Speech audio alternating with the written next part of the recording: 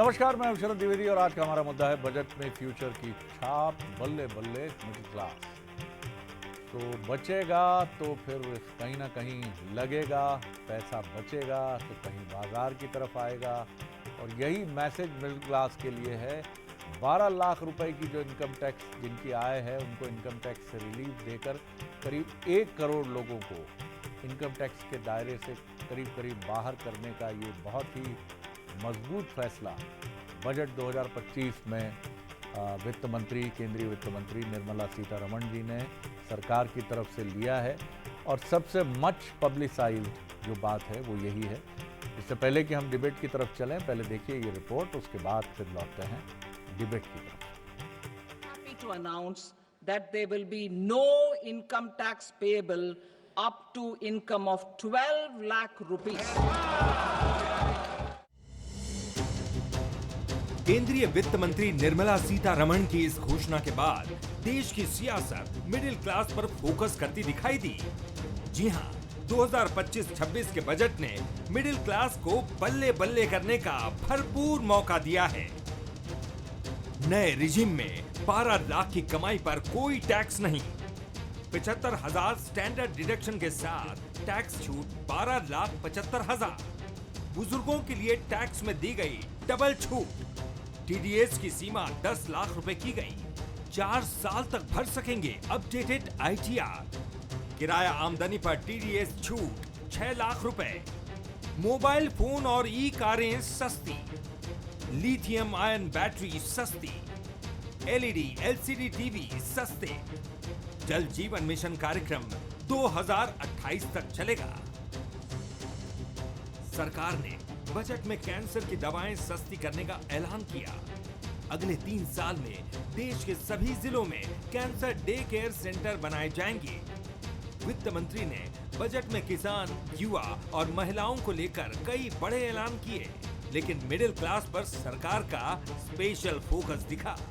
हमारे जितने भी टैक्स पेयर्स हैं उनको इतनी बड़ी राहत दी गई है, 12 लाख रुपए तक कोई टैक्स नहीं। और हर एक ब्रैकेट में आप देखोगे तो करीब 40 से 25% की राहत हाई इनकम टैक्स पेयर के लिए तक भी दिया गया है। तो ये एक कॉम्पोजिट बजट है, एक बजट है जो भारत को आगे ले जाएगा और एक ऐसा बजट है जो भारत को केवल आत्मनिर्भर नहीं लेकिन भारत को एक विश्व गुरु के रूप में स्थापित करेगा। इस बजट को लेके मध्यम वर्ग के लोगों में एक उत्साह का वातावरण है। 12.5 लाख रुपए टैक्स, आमदनी पर टैक्स फ्री सरकार घोषणा करेगी, इसकी लोगों को कल्पना नहीं थी। लेकिन देश की मजबूत होती हुई अर्थव्यवस्था के कारण देश की जनता को राहत मिले, इसके लिए मोदी जी और वित्त मंत्री जी ने जो ये प्रावधान किया है वो बधाई के पात्र हैं और देश की जनता उनको धन्यवाद दे रही है। बीजेपी ने बजट की दिल खोलकर तारीफ की तो कांग्रेस ने बजट को पूरी तरह फेल बताया। मैं समझता हूं कि देश का ये बजट जो है वो सिर्फ आपको एक स्टेट को चुनाव जिताने के हिसाब से आपने बनाया। देश के सभी वर्गों को आपने, जिस प्रकार किसान है, एसटी एससी है, आवास योजना गरीबों के लिए, उसके अंदर आपने बजट में कटौती करी। प्रधानमंत्री जी, इन्हीं के कारण आप प्रधानमंत्री बने और आज इनको भूल गए। देश का बजट है, देश के हिसाब से होना था। क्लास का व्यक्ति चाहता है कि हम घर की जमा पूंजी कोई एलआईसी के माध्यम से, कोई एफडी के माध्यम से अपने भविष्य को सुरक्षित रखें, लेकिन उसका लाभ कब मिलता? जब ओल्ड स्कीम ऑफ टैक्सेशन में चेंज किया जाता। इनने जान करके new scheme of taxation regime को चेंज किया और उसको अब ये ऐसा प्रोपेगेंडा बना रहे कि ये मिडिल क्लास का हितैषी बजट है, बल्कि ये मिडिल क्लास की पीठ पे बहुत करारी इनने चोट दी है। मैं इसकी निंदा करता हूँ। मैं समझता हूँ ये एक चुनावी बजट है। जिन राज्य में चुनाव है बस वहां पे केंद्रित बजट। दिल्ली में चुनाव चल रहे हैं तो बिहार चुनाव की दहलीज पर खड़ा है। ऐसे में सरकार का मिडिल क्लास पर फोकस बताता है कि फ्यूचर में मिडिल क्लास पर सियासत मेहरबान होने वाली है। दुनिया में जहाँ जहाँ भी क्रांति हुई है, चाहे वो फ्रेंच रेवोल्यूशन हो या फिर रशिया में क्रांति हुई हो, उसका सूत्रधार रहा है मिडिल क्लास। तो जैसा कि एक हिंदी फिल्म वेडनेसडे का एक डायलॉग है कि कॉमन मैन को अंडर एस्टिमेट मत करिए, तो कुछ वही बात इस बजट में नज़र आई है कि कॉमन मैन को ध्यान में रखा गया, क्योंकि कॉमन मैन सबसे बड़ा ओपिनियन मेकर है। अगर वो स्कूल का शिक्षक है तो वो अपने विद्यार्थियों के साथ जो डिस्कशन करता है वहाँ ओपिनियन बनाता है। कर्मचारी है तो वो जहाँ चाय पीता है, जहाँ वो बाल कटवाता है, जहाँ से वो ख़रीदारी करता है, वहाँ वो ओपिनियन बनाता है। तो शायद ये वजह है कि देर से ही सही लेकिन दुरुस्त होने की कोशिश वित्त मंत्री जी ने की है। और ये भी नहीं कहा जा सकता बड़ी देर की मेहरबान आते आते, लेकिन आखिर मेहरबानी हुई है। अब ये देखना है कि क्या दिल्ली इलेक्शन जहाँ सर्विस क्लास खासी संख्या में है उस पर इसका कुछ इम्पैक्ट होगा या आने वाले चुनावों पर भी होगा, ये तो राजनीति का हिस्सा है। बंसल न्यूज़ के सवाल देख लीजिए। क्या सियासी फ्यूचर देखते हुए बजट में मिडिल क्लास की बल्ले बल्ले हुई है? क्या मिडिल क्लास का ध्यान दिल्ली और बिहार पर फोकस चुनावी प्लान है? टैक्स को लेकर खास रहे बजट को पूरी तरह फेल क्यों बता रही है कांग्रेस? जो मेहमान हमारे साथ हैं उनसे मिलिए। स्टूडियो में जितेंद्र मिश्रा जी हैं, सीनियर लीडर हैं, स्पोक्स पर्सन हैं, बहुत स्वागत करता हूं उनका। यशपाल सिंह सिसोदिया जी हैं, सीनियर बीजेपी लीडर हैं, पूर्व विधायक हैं, बहुत स्वागत है उनका। और जगदीश द्विवेदी जी हैं, वरिष्ठ पत्रकार हैं, राजनीतिक विश्लेषक हैं। जगदीश जी, पहला रिएक्शन आपका, फिर मैं बाकी मेहमानों की तरफ चलूंगा। कैसे देखते हैं आप जी? देखिए शरद जी, बहुत बड़ी राहत मिडिल क्लास को इस बजट में है। और जैसे आपने कहा, मेरा मानना एक लंबा समय था, एक लंबे समय से मिडिल क्लास हर बार बजट में खुद को उपेक्षित महसूस करता था, क्योंकि सबसे ज्यादा टैक्स पेयर वही है और ना तो उसे मुफ्त की रेवड़ियां मिलती हैं, ना उसे वोट खरीदने वाली योजनाओं का लाभ मिलता है। तो मिडिल क्लास को जो सहूलियत इस बार दी है वो निश्चित रूप से मिडिल क्लास को राहत पहुंचाने वाली है। और दूसरी चीज मुझे जो लगता है, दिल्ली चुनाव, जो ऐसा आपने कहा दिल्ली चुनाव, बिहार चुनाव, चूंकि दिल्ली एक देश का ऐसा दिल है जहां सबसे ज्यादा कर्मचारी निवास करते हैं, इन सब के इतर एक चीज इसमें और आप ध्यान रखिए कि ये जो किया गया है, ये अर्थव्यवस्था की जो गति थी, मार्केट में पैसे का फ्लो शरद जी कम हो गया था। तो वित्त मंत्री ने इस बात का ध्यान रखा इस बार, उनके जो भी सलाहकार रहे होंगे, कि मार्केट में फ्लो तभी आ सकता है क्योंकि अगर सबसे बड़ा कोई उपभोक्ता वर्ग है जो मार्केट में पैसा फ्लोट करता है तो वो मध्यम वर्ग है। तो उन्होंने जब तक मध्यम वर्ग को वो राहत नहीं देंगे, मार्केट में बूम नहीं आएगा शरद जी। और ये जो राहत, इससे देखना जो मार्केट में पैसे का फ्लो था वो बढ़ेगा और लोग बल्ले बल्ले कह रहे हैं। मेरा मानना है ये बाजार के लिए बहुत अच्छे संकेत हैं, अर्थव्यवस्था इससे और बेहतर सुधार होने वाली है। और दूसरा जो बजट है वो उसमें चुनावी छाया तो शरद जी दिखती है। बिहार के चुनाव है, इसलिए आप देखिए वहां मखाना बोर्ड के गठन से लेकर बहुत सारी घोषणाएं हैं, लेकिन इसके तक ध्यान किसानों का भी रखा गया है। और मध्य प्रदेश को लेकर बजट में बहुत ज्यादा ना मिला हो, लेकिन मध्य प्रदेश में सबसे अच्छी चीज मध्य प्रदेश के लिए ये हुई कि मध्य प्रदेश में केंद्रीय करों का जो हिस्सा था वो 1 लाख करोड़ से बढ़ के 97 से बढ़ के 1 लाख करोड़ से भी ज्यादा हो गया। केवाईसी की लिमिट बढ़ने से मध्य प्रदेश के कम से कम शरद जी 65 लाख से ज्यादा अन्नदाता लाभान्वित होंगे। और भी बहुत सी सारी चीजें हैं डिटेल में जो मध्य प्रदेश को मिली हैं। कुल मिला के मेरा मानना यह है कि आम आदमी के लिए आम आदमी का बजट है। बिल्कुल। और समीक्षक ये भी कह रहे हैं कि जिस तरह से हम दुनिया की समय 5वीं अर्थशक्ति हैं और तीसरी अर्थशक्ति होने की तरफ हम बढ़ रहे हैं, उसने भी एक कॉन्फिडेंस सरकार को और वित्त मंत्री को दिया है।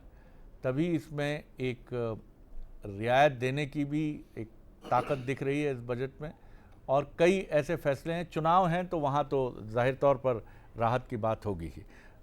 किस तरह देखते हैं जितेंद्र जी आप? जाहिर है विपक्ष के नाते आपका रुख समीक्षात्मक ही होगा, फिर भी कुछ समझाइए ज़रा हमको कि आपके हिसाब से क्या और बेहतर होना था। शरद जी, पहली चीज़ तो जगदीश जी ने कहा केवाईसी बढ़ गया। ये केवाईसी मेरी समझ में नहीं आया क्या होता है। किसानों के लिए जो लिमिट है साहब वो 3 लाख से बढ़ाकर केसीसी, केवाईसी से बढ़ा के 5 लाख केसीसी, जी केसीसी की बात कर रहे हैं। हाँ, केसीसी किसान क्रेडिट लिमिट, ओके, केसीसी की बात कर रहे हैं शरद जी। केवाईसी नहीं, केसीसी कहा था मैंने। तो शरद जी है क्या कि मध्य प्रदेश में हम बैठे हैं तो निश्चित तौर पर मध्य प्रदेश को क्या मिला इसको तो समझना पड़ेगा। मध्य प्रदेश ठगा हुआ महसूस कर रहा है इस बजट में। आप ये बताइए कि आज अगर चुनावों के हिसाब से इस देश का बजट फिक्स होने लगेगा तो इस सरकार के बारे में मुझे क्या कहना है। दूसरी चीज, मध्यम वर्गीय को अभी जगदीश जी कह रहे थे फ्लो बढ़ेगा, मार्केट में कैश का फ्लो बढ़ेगा। अरे जिस देश में 80 करोड़ लोग मुफ्त राशन की लाइन में लगा है उसको कैश बढ़ाने के लिए कितने भी दे दीजिए, जब तक रोजगार के अवसर पैदा नहीं होंगे, जब तक वो कैश फ्लो बढ़ा नहीं सकता है। इसलिए मेरा ये कहना है कि बजट निराशाजनक बजट है। मध्य प्रदेश को क्या मिला, इस पर हमें विचार करना पड़ेगा। आज मध्य प्रदेश में गेहूं और धान की जो खरीदी को लेकर के जो एमएसपी की बात सरकार ने की थी, उसको मदद करने के लिए ताकि वो खरीद सके, यहाँ पर प्रावधान होना चाहिए था कि नहीं होना चाहिए था, मैं पूछ रहा हूँ। उसकी तरफ कोई ध्यान नहीं दिया गया है। किसानों की आमदनी दुगनी करने की बात आप कब से कह रहे हैं? आज उसमें अगर कहीं कुछ सरकार की मदद कर दी जाती, राज्य सरकार की, तो उसका फायदा मध्य प्रदेश को मिलता। सिर्फ बिहार में चुनाव है तो बिहार के लिए बजट का अनाउंस करेंगे क्या आप? क्या दिल्ली में चूंकि कर्मचारी वर्ग ज्यादा है, व्यापारी वर्ग ज्यादा है, इसलिए किसानों की अनदेखी कर दी जाएगी क्या? ये इस बजट का दूसरा पहलू है।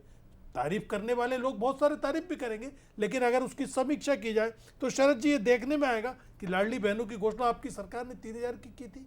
अगर इस सरकार को कुछ मदद मिल जाती तो हो सकता है उनको 3,000 रुपये पहुंचने लगता लाडली बहनों के घर में, लेकिन उस तरफ ध्यान नहीं दिया गया। मध्य प्रदेश को क्या मिला इस बजट में? आप ये बताइए कि आदिवासी के लिए कौन सी योजना शुरू की गई? इस बजट में ये एससी वर्ग के लिए कौन से स्पेशल पैकेज की घोषणा की जाएगी कि उनको मजबूती प्रदान की जाए? आप ये बताइए, इस बजट की तारीफ हम कैसे करें, ये तो समझना पड़ेगा। मध्य प्रदेश में अच्छा, आप मिडिल क्लास के लिए जो कुछ किया है, क्या उसे भी आप शरद जी वो भी आंकड़ों की बाजी करिए। अगर आपको ईमानदारी से प्रयास करने थे, पुराने रेजिम में छूट दे देते। नए रेजिम को बनाने के पीछे क्या कारण है, ये कल तक स्पष्ट हो जाएगा कि कैसे छूट दी और किस तरीके से। देखिए, हर बजट में आपने मध्यम वर्गीय के साथ आंकड़ों की बाजीगरी दिखाई है, इसमें भी आंकड़ों की बाजीगरी है। आपका ये आरोप है कि ये जो है ये भी सिर्फ आई वॉश है, मतलब जो निश्चित तौर पर शरद जी ये सिर्फ दिखावे का काम है। जब आप इसको समीक्षा करेंगे बैठ के तो आप वहीं चले जाएंगे। ना इसमें हाउस रेंट का कहीं प्रोविजन रखा गया, ना हाउस लोन को एडजस्ट करने का रखा गया। बच्चों की फीस जो एडजस्ट होती थी, बच्चों का एजुकेशन लोन जिसको रिडक्शन मिलता था, उसको लेकर के कहीं कोई जिक्र नहीं है। मैं कहूंगा ये आंकड़ों की बाजीगरी है, निराशाजनक बजट है। आप ये बताइए, शिक्षा के क्षेत्र में अगर आप काम करते तो जो मध्य प्रदेश में अभी दूसरा राउंड भी है, लेकिन आप इतने भी निराश होकर ना देखें इस बजट को। अच्छी चीज़ें भी हैं कुछ मिडिल क्लास के लिए, ये आपका कहना सही है, कुछ और चीज़ें भी समझ में आएंगी। और जगदीश जी का जो कहना था कि आखिर मध्यम वर्ग को अगर छूट मिलती है 50,000 की, 60,000 की, तो वो गाड़ी खरीदेगा, वो टेलीविज़न खरीदेगा, मोबाइल खरीदेगा, उससे बाज़ार मुस्कुराएगा। बाज़ार मुस्कुराएगा तो जीएसटी का फूल खिलेगा, जीएसटी का फूल खिलेगा तो सरकार का खजाना भरेगा। कुछ इस तरह का गणित सोचा गया है इसके पीछे। महंगाई को कहां तक ले गए हैं, कितनी राहत देंगे आप?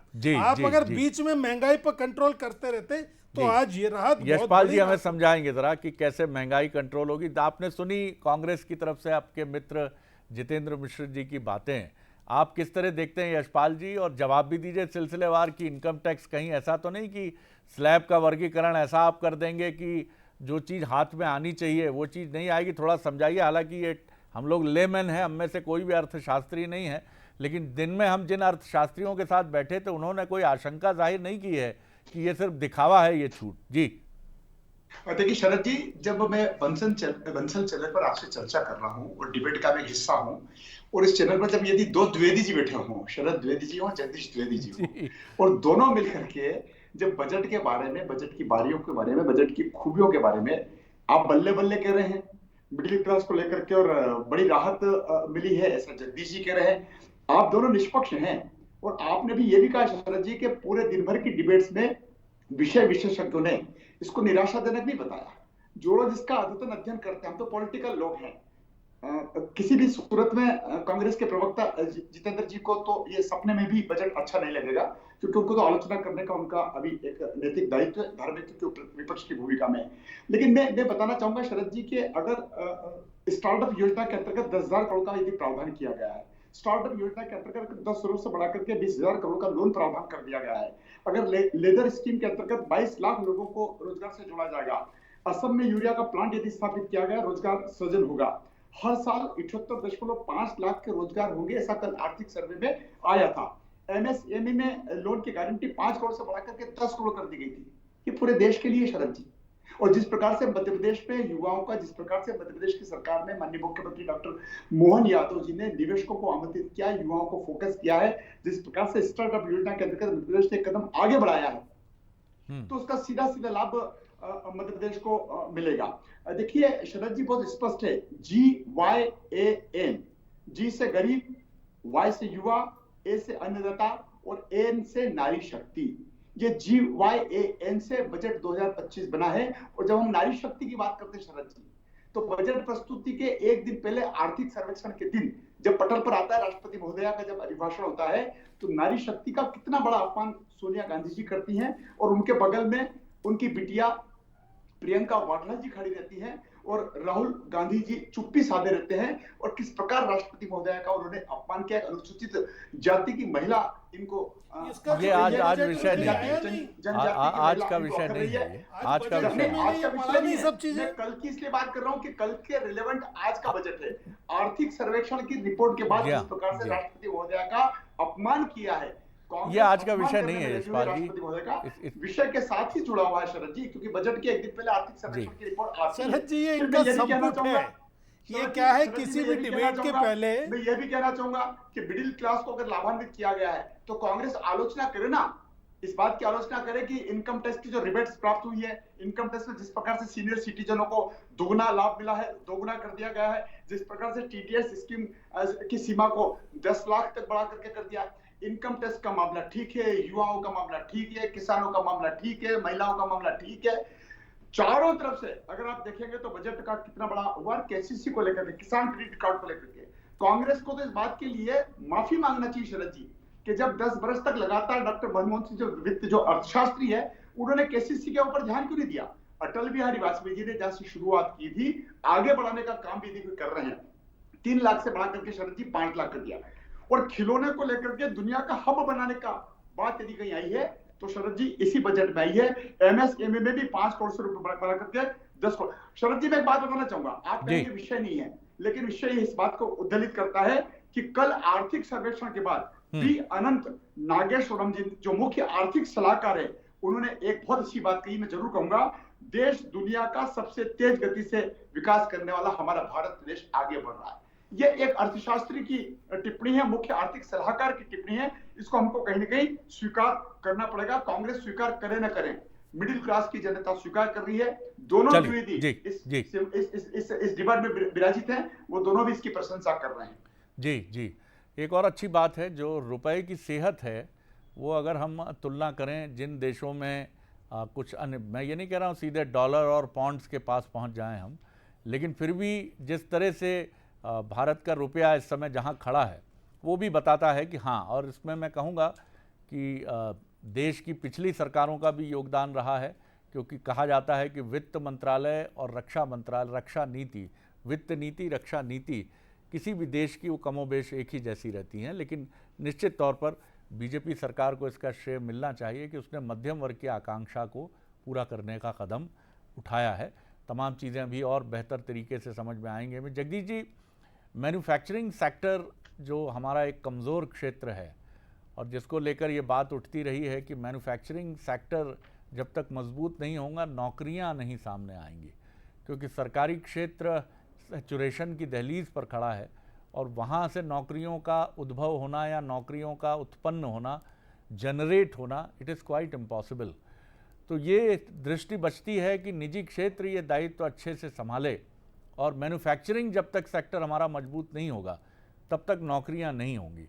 तो वहाँ अभी जद्दोजहद जारी है। लेकिन मुझे लगता है जिस तरह ग्लोबल इन्वेस्टर्स मीट में बीजेपी रूल्ड स्टेट की मैं बात कर रहा हूँ, राजस्थान के बाद अब मध्य प्रदेश में इसी महीने के अंत में प्रधानमंत्री आ रहे हैं, ये बता रहा है कि मैन्युफैक्चरिंग सेक्टर में कितनी अभिरुचि बीजेपी ले रही है कि राज्यों के मुख्यमंत्री को प्रधानमंत्री भी अपना सपोर्ट खुद उस इन्वेस्टर मीट में शामिल होकर दे रहे हैं। ये मैंने अपने करीब 27-28 साल के पत्रकारिता के जीवन में पहली बार शायद मैं देख रहा हूं। जी जगदीश जी। शरद जी बिल्कुल आपने सही कहा कि देखिए, फिर भी जो आपने कहा सरकारी नौकरियों में पद सीमित हैं शरद जी, और लेकिन बावजूद इसके कि पिछले चूंकि कई सालों से भर्तियां नहीं हुई, कुछ मामले रोस्टर में उलझ गए, कुछ मामले और रिजर्वेशन से जुड़े मुद्दों में उलझ गए, तो सरकारी क्षेत्रों में भी भर्तियां पहले की तुलना में आप देखें पिछले 1 साल से ज्यादा हो रही हैं। और सरकार ये जानती है कि अगर युवाओं को रोजगार देना है तो मैन्युफैक्चरिंग के क्षेत्र में उन्हें उन्हें अपने यहाँ उद्योग धंधे लगाने होंगे। इसके लिए उन्हें बहुत वर्किंग इसमें करनी होगी। आप देखो कि चाहे असम का मामला हो, जैसे मैं अभी देख रहा था, और हर स्टेट अपने यहाँ ग्लोबल समिट कर रहा है और हर स्टेट का सीएम विदेश भी जा रहा है, देश के भी नामी उद्योगपतियों से संपर्क कर रहा है।